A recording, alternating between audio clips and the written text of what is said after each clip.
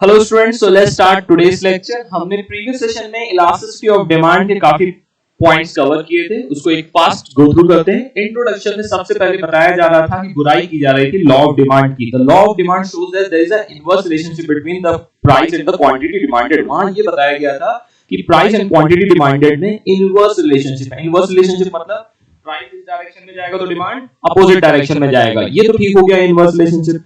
But law of demand not explain the extent of change in demand due to change in price. वो ये नहीं बताता change होगा, ये बताता था एक्सटेंट कितना चेंज होगा ये नहीं बताता था। कौन? Law of demand. वो कहां पढ़े हैं हम? 3A पार्ट में।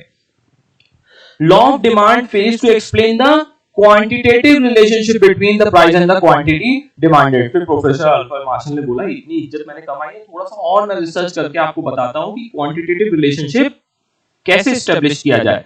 तो उन्होंने वो कांसेप्ट निकाला, the concept of elasticity of demand.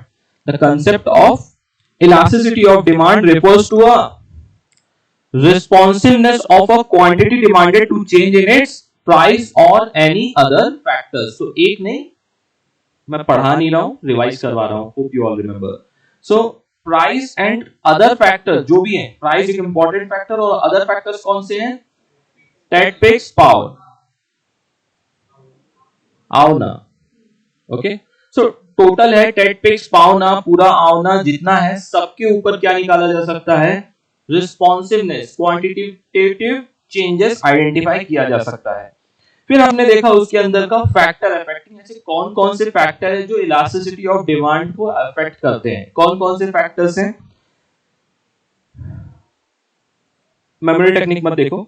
urgency of needs, nature of commodity, complementary goods. Do you all remember? urgency of need ज्यादा रहेगी तो क्या रहेगा? responsiveness ज्यादा रहेगा। कुछ ध्यान आ रहा है? हमने कुछ पढ़ा था। nature of commodity, durable, perishable, right? ध्यान आ रहा हो? complementary goods, habits, availability of substitute, income of consumer, number of users, durability and time period. So ये सब थे। इसके बाद हमारा था सिग्निफिकेंस। सिग्निफिकेंस को मतलब और क्या बोलते हैं? इंपॉर्टेंस। क्या बोलते हैं? बोलो। इंपॉर्टेंस। और ये क्यों चेंज चल रहा है? बैटरी खराब हो गई।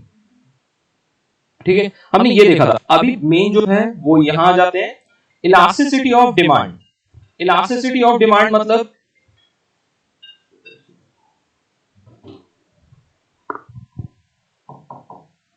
Elasticity of demand, types of elasticity of demand. Types of elasticity of demand क्या रहेगा? सबसे पहला कौन सा है? Price elasticity of demand, second is income elasticity of demand, third is cross elasticity of demand. ये तीन टाइप की इलास्टिसिटी ऑफ डिमांड थे। अब फर्स्ट है प्राइस इलास्टिसिटी ऑफ डिमांड। इसका क्या फॉर्मूला है? Percentage change in quantity demanded divide by percentage change in price.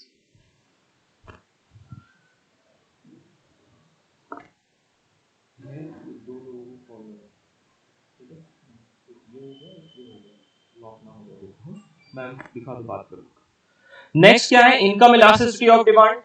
Income elasticity of demand का फॉर्मूला क्या रहेगा आपका? Percentage change in quantity demanded divide by percentage change in income. Next आता है cross elasticity of demand. क्या formula रहेगा? Percentage change in quantity demanded of a commodity A divide by percentage change in price of commodity B. ध्यान आ रहा है ये सब चीजें? और ये लास्ट वाला ज्यादा इंपॉर्टेंट क्यों है? Found in case of substitute goods as well as complementary goods के केस में ये अप्लाई होता है। तो ये एक चीज आपको मेंशन करनी पड़ेगी। नेक्स्ट आता है types of price elasticity of demand. कितने टाइप्स के प्राइस इलास्टिसिटी ऑफ डिमांड थे? 5। Perfectly elastic demand, perfectly inelastic demand, relatively elastic demand, relatively inelastic demand, unitary elastic. ठीक है, परफेक्टली इलास्टिक में परफेक्टली चेंज होगा irrespective of change in price. Perfectly elastic मतलब elastic कितना है demand में? Huge है। परफेक्टली इलास्टिक है डिमांड। परफेक्टली इनइलास्टिक डिमांड बोलता है डिमांड में कोई चेंजेस ही नहीं आएंगे। ओके, इररिस्पेक्टिव ऑफ प्राइस कितना भी चेंज हो जाए। पहले वाले में क्या बोलता था? प्राइस इवन चेंज नहीं भी हो रही, माइनर चेंज हो रही है तो भी डिमांड में क्या चेंज होगा? ह्यूज चेंज होगा। नेक्स्ट वाले में परफेक्टली इनइलास्टिक में बोलता है चेंज ही नहीं होगा डिमांड। डिमांड क्या रहेगा? देखो स्क्रीन में भी देखो क्या है, क्या रहेगा? चेंज नहीं होने वाला डिमांड, परफेक्टली इनइलास्टिक। यूनिटरी में क्या बोल रहा है? जितना परसेंटेज चेंज होगा, जिस प्रोपोर्शन में क्या चेंज होगा आपका, क्या चेंज होगा, प्राइस, उसी रेशियो में क्या चेंज होगा आपका, डिमांड भी चेंज होने वाली है। ओके, तो उसको बोलते हैं यूनिटरी इलास्टिक। रिलेटिवली इलास्टिक में क्या रहेगा, demand is more elastic as compare to price. ध्यान आया क्या बोला, रिलेटिवली इलास्टिक डिमांड है, मतलब कि डिमांड ज्यादा इलास्टिक है, तो elasticity of demand is more as compare to price. Relatively inelastic demand, तो मतलब डिमांड कम इलास्टिक है, तो demand is comparatively less elastic as compare to price. दूसरा तरीका, price is more elastic as compare to demand. जैसे बोलना, जब आता होगा तो आप कैसे भी उसको घुमा फिरा के बोल सकते हो। सो उसका इस प्रकार से कुछ हमने डायग्राम देखा था। नेक्स्ट हमने ratio method and proportionate method. Ratio method और कौन सा मेथड था आपका, टोटल आउटले मेथड। फिर थर्ड कौन सा था आपका, पॉइंट और ज्योमेट्रिक मेथड। याद आ रहा है कुछ ऐसा, हाँ? ठीक है, आते हैं line by line.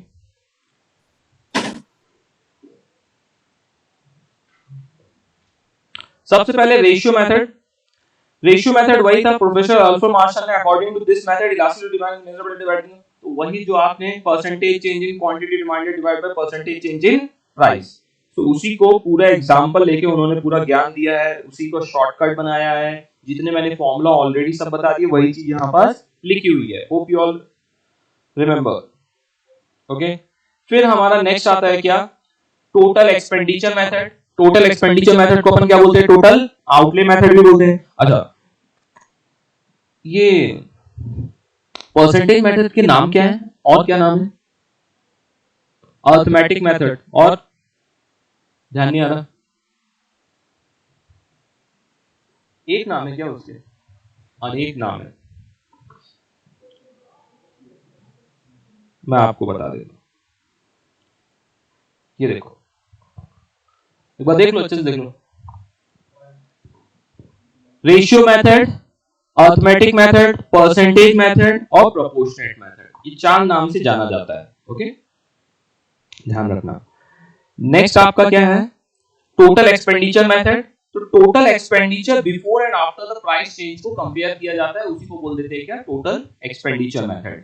So total expenditure कैसे निकाला जाएगा, price multiply by quantity demanded, उससे क्या निकल आएगा। So price before change and after change में कितना टोटल पॉकेट से आउटले होता है, उसी को अपन क्या बोल देते हैं, टोटल एक्सपेंडिचर मेथड।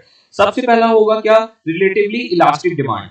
इलास्टिक मतलब इन केस आपका टोटल आउटले एक्सपेंडिचर क्या हो जाए, इंक्रीज हो जाए, तो उसको बोलते हैं relatively elastic demand. Unitary elastic मतलब क्या होगा, आउटले डज नॉट चेंज, सिर्फ क्या चेंज होगा, प्राइस चेंज होने वाली है, उसको बोलेंगे अपन क्या, unitary elastic demand. Relatively inelastic demand मतलब यहां पास जो आपका आउटले है वो क्या हो रहा है, रिड्यूस हो रहा है, कम हो रहा है, डिक्रीज हो जाएगा, उसको बोलेंगे relatively inelastic demand, total outlay decrease.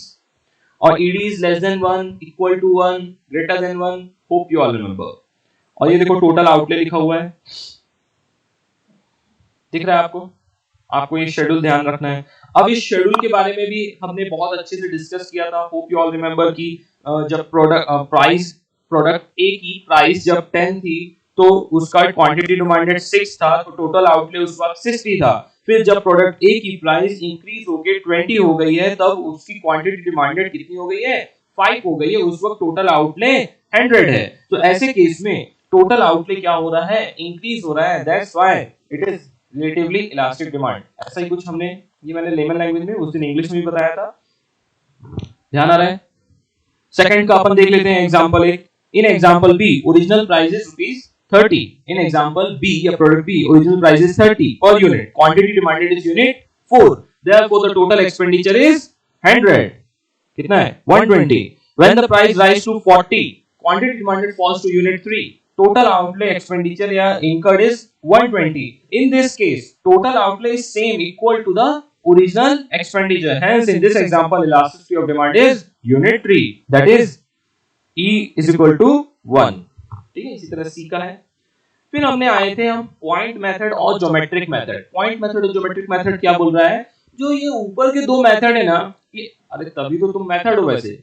ऊपर के जो दो मेथड है ना, वो कोई भी ग्राफ के एक पॉइंट में, कोई भी एक पॉइंट कहीं पास भी ग्राफ में रख दिया जाए तो एक्सप्लेन नहीं कर पाते थे कि इसकी इलास्टिसिटी क्या है।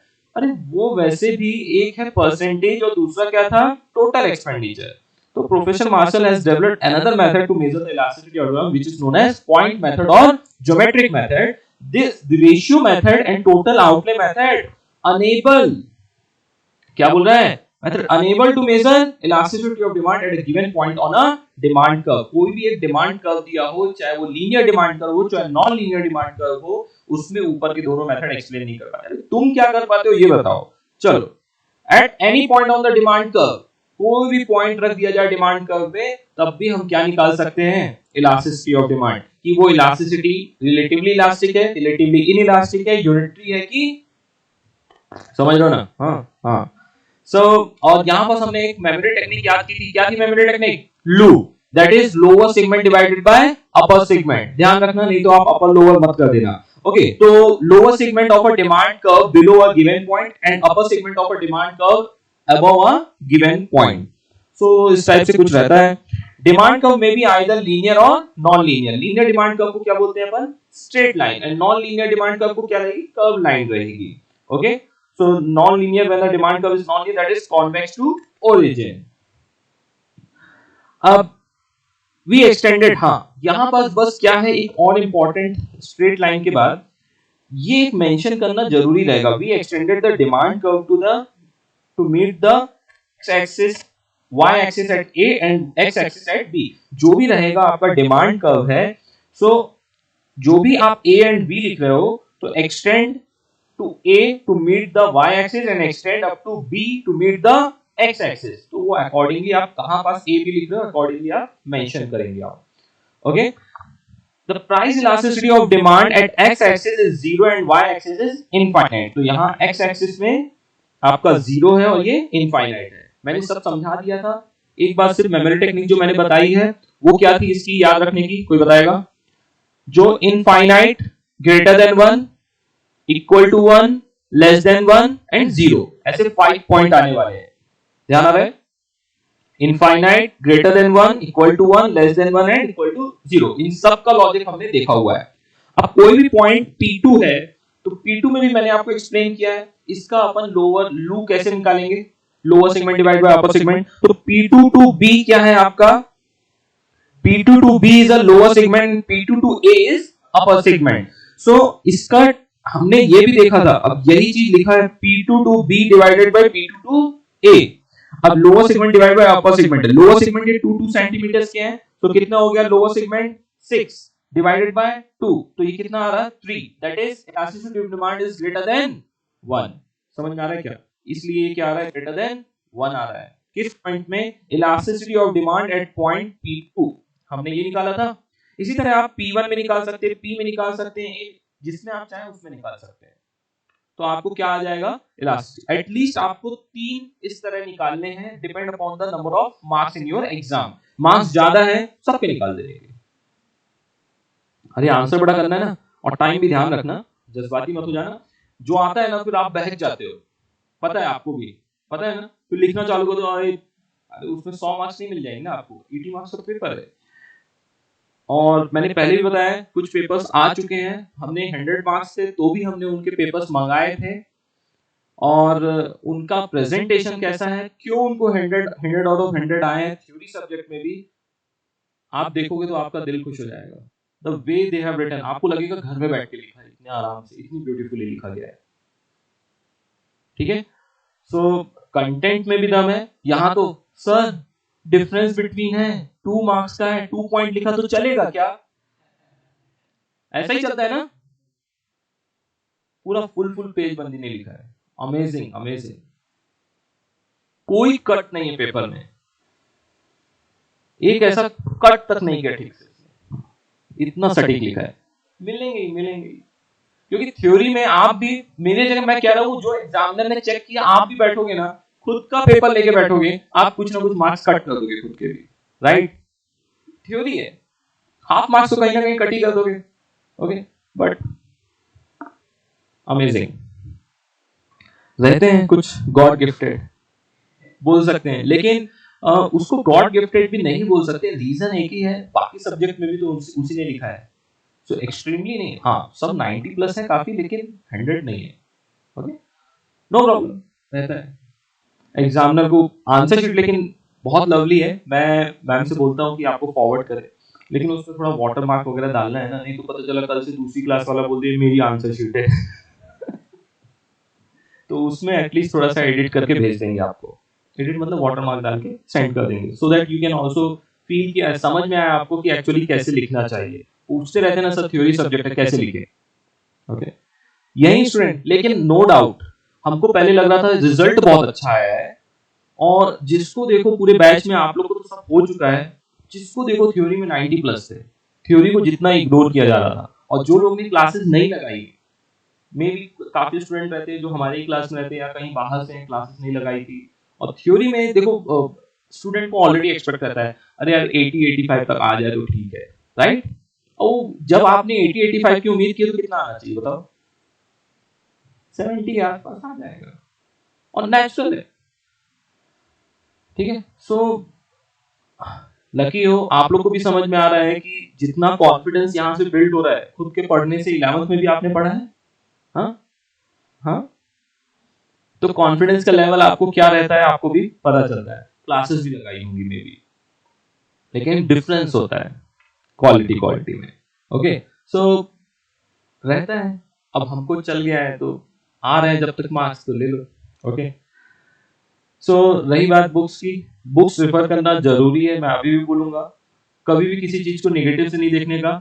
रीजन क्या है, जब तक आपके पास बुक नहीं है ना तो आपका पूरा फोकस कहाँ है, आपकी मटेरियल पे है। मालूम इसका बेनिफिट क्या हो रहा है आपको, आपको समरी नोट्स मिल गए ना, ये क्या होती है, आप भूल जाओगे इसको, और इसको भूल गए या हमारी बुक्स को मेन बुक्स को भूल गए तो आप भूल गए, समझ लो कुछ नहीं हो सकता आपका। ये ध्यान रखो, हम सब दे देंगे, लेकिन ये मटेरियल जो है इसकी भी थोड़ी सी आदत आपको होनी चाहिए कि उसमें क्या क्या मेंशन है। एग्जाम में आपको उसके कंटेंट लिखने पड़ेंगे। समरी नोट्स में चार्ट है, इंफॉर्मेशन है, कोई भी पॉइंट मिस नहीं है, लेकिन उसका कंटेंट तो एग्जाम में आपको लिखना पड़ेगा कि नहीं।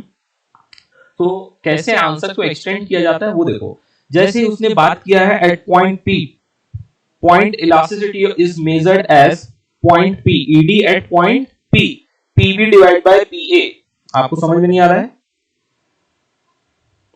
यहां क्या एज्यूम किया है, एबी क्या है आपका डिमांड कर्व है, its length is 8 centimetre, point elasticity at various point on a linear demand curve can be measured as follows.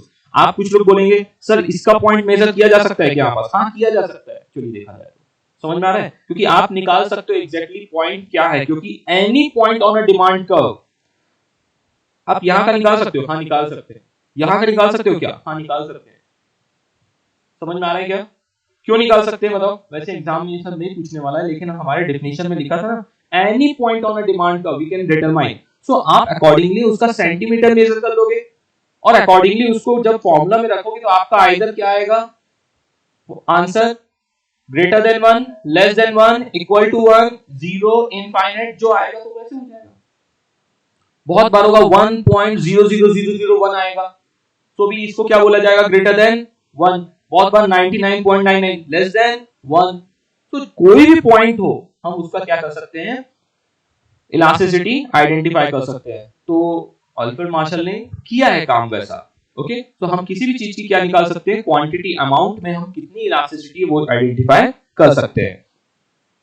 सो उसने देखो एट पॉइंट पी, पहले यूनिटरी इलास्टिक का बोला है, पीए टू पीबी कितना कितना है 4 सेंटीमीटर, उसी को लिया है। Elasticity of demand at point P, PB divide by PA that is 4 divided by 4 is equal to 1, thus point P elasticity of demand is unitary elastic, it is equal to 1। इसी तरह आपको क्या लिया उसने, P1 लिया है और एक तीसरा ही लेगा उससे, नहीं सब लिया है क्या, हाँ एक P1 लिया है, P2 लिया है, A एंड B को भी लिया है। A एंड B तो आपको भी पता है, बताओ A ऊपर से चालू हो रहा है वहां पर क्या रहेगी इलास्टिसिटी इनफाइनाइट, B में क्या रहेगा 0। तो देखो point elasticity is infinite because upper segment is 0। लिखने की बात कर रहे हैं आप, फॉर्मूला में चाहे तो आप वहां भी डाल सकते हो, upper segment divide by lower segment, lower segment आपका क्या हो जाएगा 6 और अपर सेगमेंट क्या रहेगा 0, 0 डिवाइड बाय 6। समझ में आ रहा है। इसी तरह बी में है यहाँ 6 डिवाइडेड बाय 0 हो जाएगा। Okay, lower segment is 0, point B elasticity is 0। अब हमारा आया था नॉन लीनियर डिमांड कर्व, जहां पास कॉन्वेक्स टू ओरिजिन रहता है, यहां पास टेंजेंट, ध्यान आ रहा है, ये वर्ड भी बहुत इंपॉर्टेंट, आप भूल जाओगे, कॉन्वेक्स टू ओरिजिन, और दूसरा क्या है, आपको टेंजेंट लाइन ड्रॉ करनी है touching the demand curve. We have to draw a tangent AB touching the given point on a demand curve and extending it to meet the y-axis at point A and x-axis at point B. ध्यान आ रहा है, फिर से मैं बनाता हूं, एक बार देखना।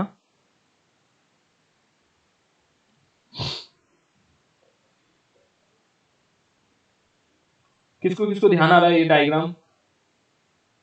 मैं अभी बोल दूं तो पता नहीं क्या हो जाए यहां पास। ध्यान आ रहा है, कोई भी एक डिमांड, ये कर्व है, ये कर्व हो गया है, इसमें कोई सा भी आप पॉइंट चाहे, जहां पास आपको चाहिए वो ले लीजिए। अब यहां मत ले लेना, क्यों? कर्व पे लेने का है। ओके, किसी भी कर्व पे लेना है। जैसे आपने ये पॉइंट लिया है, तो आपको इस टाइप से लाइन ड्रॉ करना है। आप ऐसे लाइन ड्रॉ करोगे क्या? ऐसे करोगे क्या? नहीं, आपको ऐसे लाइन ड्रॉ करनी है कि ये एक एक्स एक्सिस में और एक वाई एक्सिस में जाके टच हो। तो मैं ये ऐसे कुछ ड्रॉ कर रहा हूं, समझ में आ रहा है क्या? कर्व में एक पॉइंट को टच होते हुए एक एक्स एक्सिस एंड एक वाई एक्सिस को टच होना चाहिए, बस आपका डायग्राम बन गया। आपको यहां का बनाना है तो ये कुछ ऐसा बन जाएगा, ऐसे करके बन जाएगा, समझ में आ रहा है? यहां का बनाना है तो लाइन से, ध्यान आ रहा है कुछ? ये दिख रहा है, सब बनाया था, कोई भी पॉइंट हो, और ये हमारा क्या बन जाएगा? ये क्या दिख रहा है आपको? यूनिटरी इलास्टिक दिख रहा है, ठीक है, इतना सिंपल सा है। इसमें भी फॉर्मूला क्या है? लू है। इसमें बताओ लोअर सेगमेंट क्या है? ईबी, अपर सेगमेंट क्या है? ईए, ईबी ईए, और क्या है?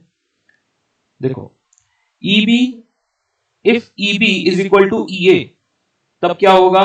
यूनिटरी इलास्टिक रहेगा, दो में इक्वल है। तो जब ईबी, ईबी क्या है? ग्रेटर देन ईए, तो ग्रेटर कब होगा? जब यहां पास आएगा, और यहां पास आएगा, थोड़ा सा यहां पास आएगा, समझो, तो ये पास क्या रहेगा? ED is greater than 1, relatively elastic demand. हमने थोड़ा सा उसका रेफरेंस ले लो, किसका? लीनियर डिमांड कर्व का। और when EB is less then, EB क्या है? मैं यहां पर से हटा रहा हूं इसको,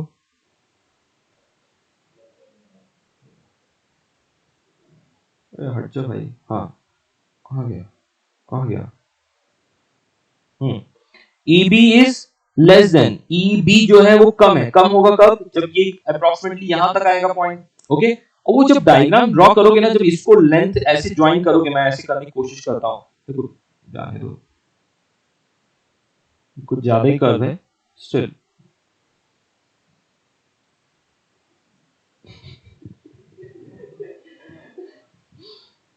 जब ये पॉइंट एक ड्रॉ कर लेता हूं, अब ड्रॉ हो जाएगा इसमें। ओके, क्या है तुमको प्रॉब्लम? मजा दिलवा रहे हो बच्चों को, समझ में आ रहा है? तो यहां पास क्या बन रहा है? ये जो पॉइंट है यहां पास EA क्या हो जाएगा? स्मॉल है, यहाँ EB क्या हो जाएगा? बिगर हो जाएगा। और जब यहां से ऐसे ड्रॉ करेंगे तब हमें क्या करेगा? अपोजिट हो जाएगा। ज्यादा ज्ञान मत लगाओ, ज्यादा नहीं तो तकलीफ होगी बाद में। So it's something like EB is greater than and EB, तो इतना ही यहां पास आपको क्या करना है? मेंशन करना है। इसमें कोई भी आपको अमाउंट, फिगर, या वही है जब फॉर्मूला है तब भी आपको मेंशन करके बताने की कोई भी जरूरत नहीं है। जितना दिया है बुक में उतना ही आप मेंशन करोगे, आपके अच्छे मार्क्स आएंगे। ओके, नेक्स्ट आते हैं अब importance of elasticity of demand. What are the importance of elasticity of demand? इसको यहां से पढ़ लीजिए, तब आपको ज्यादा समझ में अच्छे से आएगा। कुछ लोगों को ज्यादा वो है कि कैंसिल क्यों किया था? क्योंकि आपके जो पूर्वज थे, हाँ, नहीं सॉरी, कोई ईगो हर्ट ना हो जाए, आजकल वैसे भी मार्केट में क्रिटिकल, आपके जो सीनियर्स थे, मैं ऐसे बोलना चाहता हूं, उनको ये सब नहीं था। क्यों नहीं था? उनको वरदान प्राप्त हुआ था चाइना से, कोरोना, कोरोना, और बोले हम कुछ नहीं करेंगे, मत करो। सो उनके लिए नहीं था, आपके लिए सब, कोई डिडक्शन नहीं होगा। So importance of elasticity of demand, क्या इंपॉर्टेंस है? डेफिनेटली ये इलास्टिसिटी किसको काम आ सकती है? प्रोड्यूसर को आ जाएगी, गवर्नमेंट को आ जाएगी। फैक्टर प्राइसिंग, फैक्टर प्राइसिंग मतलब क्या होता है, कोई बताएगा? फैक्टर्स ऑफ प्रोडक्शन कौन, land, labour, capital and entrepreneur, इनको काम आ जाएगा। फिर फॉरेन ट्रेड में काम आएगा, पब्लिक यूटिलिटीज में आएगा and proportion of expenditure distribute करने में काम आएगा। एक लाइन बाय लाइन देखते हैं। इसका इंट्रोडक्शन देखो, यहां से आप एक और नई लर्निंग लोगे कि किसी भी हेडिंग का इंट्रोडक्शन कैसे लिखा जाता है। The concept of elasticity of demand is greater importance, अभी जितनी हेडिंग थी उसको सबको लिख दिया, to the producer, farmer, worker, government, ठीक है।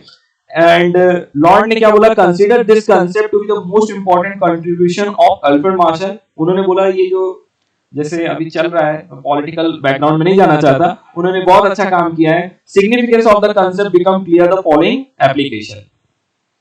सो ये कुछ इंपॉर्टेंस है, अपन लाइन बाय लाइन देखते हैं। आ जाओ। सो फर्स्ट है इंपॉर्टेंस किसका है, प्रोड्यूसर को क्या क्या इंपॉर्टेंस हो सकता है, आइए देखते हैं। तो प्रोड्यूसर क्या डिसाइड कर सकता है, बहुत बड़ा इंपॉर्टेंस है, इसको अपन बहुत इग्नोर कर रहे हैं। Decide the price of his product at which he has to sell. For this purpose elasticity of demands becomes important. So main underline कर लिया है, प्रोड्यूसर को किस चीज में हेल्प करता है, decide the price. If the demand for the product is relatively inelastic, यदि किसी प्रोडक्ट की डिमांड क्या है, इनइलास्टिक है, रिलेटिवली इनइलास्टिक मतलब डिमांड ज्यादा चेंज नहीं होती, he will fix the higher price, वो ज्यादा प्राइस चार्ज करेगा। मतलब प्राइस के मेजर चेंज होने से डिमांड में ज्यादा इंपैक्ट नहीं होता। क्या बोल रहा हूं, समझ में आ रहा है क्या? तो वो क्या करेगा, हायर प्राइस चार्ज करेगा, डिमांड चेंज होने वाला है ही नहीं। समझ में आ रही है चीजें? सो डिपेंड करता है, इफ द किसी प्रोडक्ट का डिमांड क्या होगा, रिलेटिवली इलास्टिक होगा, बहुत ज्यादा चेंज होगा, तो वो प्राइस क्या करेगा, कम रखेगा, ताकि उसकी डिमांड क्वांटिटी की क्या रहे, ज्यादा रहे। समझ में आ रही है क्या? प्राइस ज्यादा रखेगा, बोल रहा डिमांड में तो वैसे भी चेंज नहीं हो रहा, प्राइस और चार्ज कर लो। ये कब हो रहा है, रिलेटिवली इनइलास्टिक। इनइलास्टिक क्या बोलता है, जल्दी से पहले बताओ, रिमाइंड करो, इनइलास्टिक क्या बोलता है? इनइलास्टिक बोलता है, रिलेटिवली इनइलास्टिक बोलता है कि price is more elastic as compare to the demand. Okay, so price is more elastic मतलब प्राइस अब क्या करोगे, आप ज्यादा रखोगे, अपनी डिमांड क्या रहने वाली है, वही रहने वाली, वो ज्यादा चेंज होने वाली नहीं है। तो ये कहां काम आएगा आपको, monopolistic to practice the price discrimination करने के लिए। Importance to the government, government को स्ट्रेट जब भी गवर्नमेंट आए, या इंपॉर्टेंस फॉर टैक्सेशन पॉलिसी, तो importance for taxation policy of the government is based on the concept of elasticity of demand. वो किस प्रोडक्ट पे जितना कितना ज्यादा टैक्स लगाना है, ये सब किससे डिसाइड करते हैं, इलास्टिसिटी ऑफ डिमांड से। Two commodities whose demand is relatively inelastic, जो चेंज नहीं होने वाली है, चेंज नहीं होने वाली, लगाओ टैक्स, पब्लिक तो खरीदेगी, उसको क्या करेंगे, टैक्स लगाओ, because it will not affect the demand much. समझ में आ रहा है क्या? जिस गुड्स की रिलेटिवली इनइलास्टिक डिमांड है, मतलब रिलेटिवली इनइलास्टिक डिमांड मतलब इनइलास्टिक, एक सेकंड, रिलेटिवली हटा दो कुछ देर के लिए समझने के लिए। इनइलास्टिक डिमांड है मतलब डिमांड चेंज हो रही है क्या, नहीं हो रही, अभी क्या करोगे आप बताओ, लगाओ टैक्स। ओके, वैसा रहता है, एंड वाइस वर्सा। और रिलेटिव इलास्टिक होगा तो क्या करेंगे, यदि हम ज्यादा टैक्स लगाएंगे, लोग खरीदना ही बंद कर देंगे, जो टैक्स आ रहा था वो भी आना बंद हो जाएगा।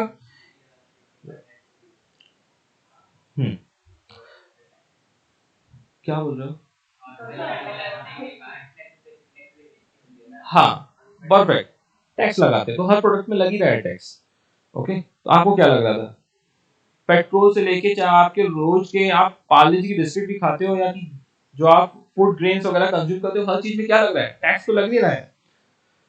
Factor pricing, important in factor pricing क्या है, the concept of last useful in determination of factor price. Factor price मतलब the factor of production for which demand is relatively inelastic can command a higher price, जिसकी क्या होगी, जिस factor of production की, कौन से हमारे land, labour, capital and entrepreneur, जिसकी डिमांड क्या होगी, रिलेटिवली इनइलास्टिक होगी, जिस भी फैक्टर्स की, वो डिमांड क्या करेगा, हायर प्राइस या हायर रेम्यूनरेशन वो डिमांड करेगा। समझ में आ रहा है क्या? कोई भी चीज हो, सिंपल सा है, यदि आप किसके पॉइंट ऑफ व्यू, कंज्यूमर के पॉइंट ऑफ से मत सोचो, किसके पॉइंट ऑफ से सोचो, प्रोड्यूसर या कि मैन्युफैक्चरर के पॉइंट ऑफ सोचो, ओनर के पॉइंट ऑफ से सोचो। सो आप फैक्टर्स ऑफ प्रोडक्शन में देखोगे, जिस भी प्रोडक्ट्स की डिमांड क्या रहेगी, इनइलास्टिक रहेगी, आप उसका प्राइस क्या करोगे, अरे वाटर हो गया, कल से मोदी गवर्नमेंट बोल दे 500 रुपीस लीटर है, खरीदोगे, खरीदोगे, क्यों, पानी नहीं तो मिलेगा नहीं आपको, और उसकी डिमांड क्या है, इनइलास्टिक है, चेंज होने वाली नहीं है। सो ऐसे कुछ फैक्टर्स हैं जिसकी इनइलास्टिक रहेगी, तो प्राइस उसमें जनरली हम जो पैसा कमाना चाहता है वो क्या करेगा, प्राइस ज्यादा चार्ज करेगा। ओके, इसी तरह यहाँ एग्जांपल लिखा है, worker can ask for higher wages if the demand for the product is produced by them is relatively inelastic. यदि चेंज नहीं हो रही है, एक दिन स्ट्राइक कर दूंगा, तुम्हारा प्रोडक्ट ही नहीं बनेगा, प्रोडक्ट नहीं बनेगा तो क्या होगा, तुम फुलफिल नहीं कर पाओगे मार्केट में। ओके, फॉरेन ट्रेड की बारे में बात कर रहा है। फॉरेन ट्रेड का क्या बोल रहा है, जो हमारे टर्म्स एंड कंडीशन रहते हैं फॉरेन ट्रेड के, वो यहां पर डिसाइड करने में हेल्प करता है। मैंने अंडरलाइन क्या किया है, क्या यहां पर फॉरेन ट्रेड में होता है, terms and condition of foreign trade. यदि दो कंट्री के बीच में यदि कोई भी हम एक्सचेंज कर रहे हैं, वहां पर क्या करेंगे, countries exporting commodities for which demand is relatively inelastic, तो प्राइस क्या रखोगे बताओ, ज्यादा रखोगे। मैंने अभी बताया ना, एक सिंपल सा कंसेप्ट यहां लिख लो, ये पेन अच्छी नहीं है,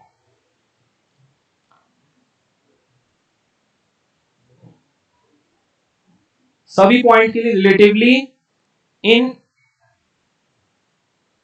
इलास्टिक प्राइस है।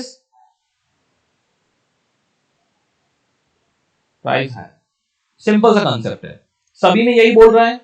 यदि यहां पास भी बोल रहा है ऐसे गुड्स हैं जिसकी डिमांड क्या है, रिलेटिवली इनइलास्टिक है, we will charge higher price.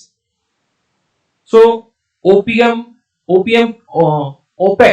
OPEC कौन सा है, organization of petroleum and exporting countries है। यदि डिमांड हाई रहती है तो हम क्या करते हैं, प्राइस जब मालूम है कि डिमांड क्या है, इनइलास्टिक है, पब्लिक को, दुनिया को हम ही से पेट्रोल लेना है, वो प्राइस क्या करते हैं, ज्यादा चार्ज करते हैं, लाइक दिस।